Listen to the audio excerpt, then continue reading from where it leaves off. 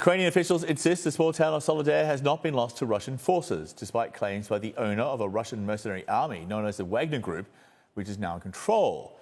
Claims the Kremlin has been unwilling to make, instead saying only there has been a positive trend. Meantime, a CNN crew not far from the front lines of Soledar reports the sound of outgoing artillery fire and say Ukrainian troops appear to be calm. One soldier saying the situation is difficult, the next 24 hours will be critical.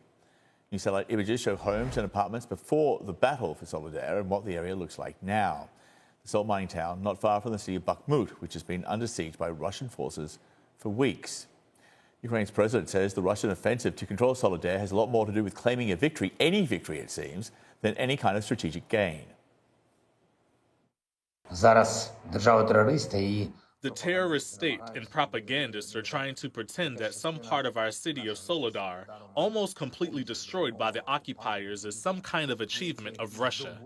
They will present this to their society in order to support mobilization and to give hope to those who are for aggression. But the fighting continues. The Donetsk front is holding. The battle for Soledar is already one of the most brutal and bloody of the war so far, and Ukrainian officials are urging residents of the towns and surrounding villages who are still there to evacuate ahead of that Russian offensive. But as CNN's Ben Wiedemann reports, not far from Soledar, many are determined to stay. Medics load a wounded soldier onto an ambulance, another casualty from the embattled town of Soledar. One day, 20, 25. It varies depending on the number of casualties on the front lines.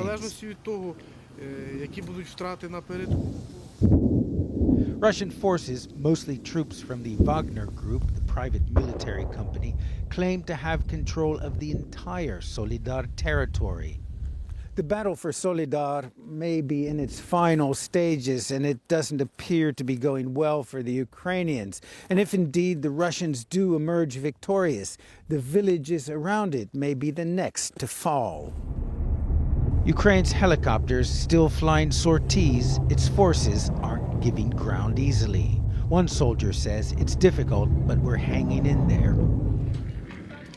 Despite the fighting, Ira is staying put with her pigs and cows in her home in a nearby village. We won't leave, she says. You can only die once. I will not abandon my house. Her 81-year-old mother, Ludmila, has lived here for more than 40 years.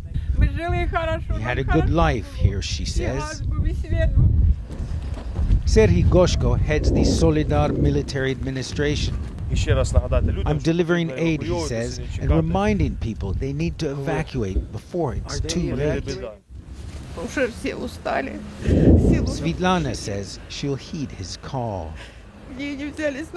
Everyone is tired, she tells me. We can't take it any longer. As Soledar burns, there's little time to waste. Ben Wiedemann, CNN, outside Soledar. Another shake-up of Russian military commanders, with Vladimir Putin appointing head of the Russian General Staff, General Valery Gerasimov, to oversee all Russian military forces in Ukraine. He replaces General Sergei Surovikin, who had the job for just 3 months. The official reason, according to the Kremlin, to improve coordination among all military branches. Vladimir Putin says he's hoping to solve the most critical issues. I understand that the situation in new regions is difficult. In some places, combat actions are ongoing.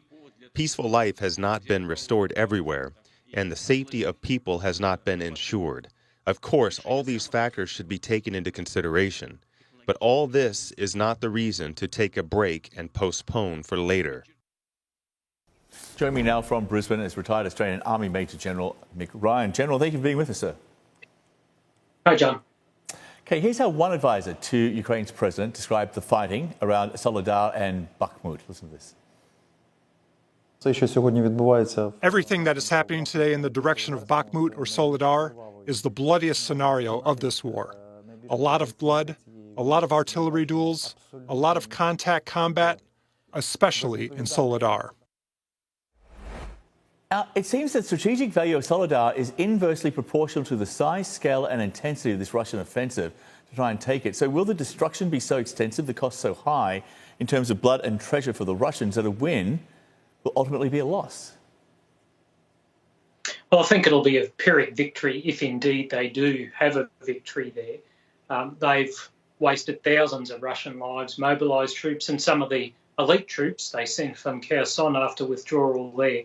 The military value of Soledar and Bakhmut is very low. So given the resources they've expended, it's a very poor return on investment for the Russian military.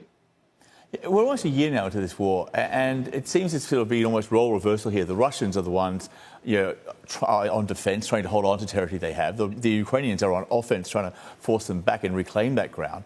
And that means the Ukrainians now need a lot more firepower. So with that in mind, here's the president of Poland, who is visiting Lviv in Ukraine on Wednesday. So this. Lately, we decided that the moment for Poland to decisively support Ukraine has come. A company of Leopard tanks will be handed over as part of coalition building. Okay, so a company of tanks, that sounds great, but what, it's 14 in all? And, right now, the US is not committing tanks. The Germans are sort of on the fence over committing Leopard tanks. So the British look likely to commit the challenges, but they're going to need a lot more than 14 tanks from Poland. Well, indeed they are. They're going to need hundreds more. But the reality is the Poles have really given their fair share. They've given the Ukrainians over 250 of their Soviet-era tanks. The reality is they're giving these Leopards to Ukraine to force Germany and other European nations to give more Leopards as well. Ukraine needs M1s and Leopard tanks, not old Soviet-era tanks at the moment, and it needs lots of them. Well, the United States has, about 2,000 M1 Abrams tanks sitting in a desert in California doing absolutely nothing. Why not send a few hundred of those to Ukraine? Well, you'd have to ask the US administration, but with Bradleys on the way now, the M1s could well be next. So, very fine tank. I've certainly commanded a brigade with them myself in Australia, and we shouldn't overestimate the logistic difficulties. Ukrainians are very canny. They've proven themselves able to absorb advanced equipment before. They'd be able to do the same with M1s. I want you to listen to what the Russian president told his cabinet about the ongoing fighting in territory which Moscow recently illegally annexed. Here he is. I understand that the situation in new regions is difficult. In some places, combat actions are ongoing. Peaceful life hasn't been restored everywhere, and the safety of people hasn't been ensured. Yeah, it's difficult, but nothing to see here. Actions, though, often speak louder than words. And after just 3 months in charge of the Russian forces in Ukraine, General Armageddon has been sacked. Putin's replaced him with the Chief of General Staff. So what does this latest shake-up say about Putin's thinking here? And does it mean anything in terms of how the Russians may change their tactics or plan to fight in the months ahead? Well, I think it says more about palace politics in Moscow than it does about battlefield outcomes in Ukraine. Sorokin has actually been probably the better Russian commander of this war, and it's a very low bar, to be frank. Gerasimov has been fairly inept so far during this war, so we shouldn't expect him taking over command to make any difference significantly on the battlefield. It's really a power play to ensure the Russian military overcomes the influence that Wagner is now having in Moscow and beyond. Retired Australian Army Major General Mick Ryan, so thank you for your time. Thank you for being with us and your insights. It's very much appreciated. Thank you.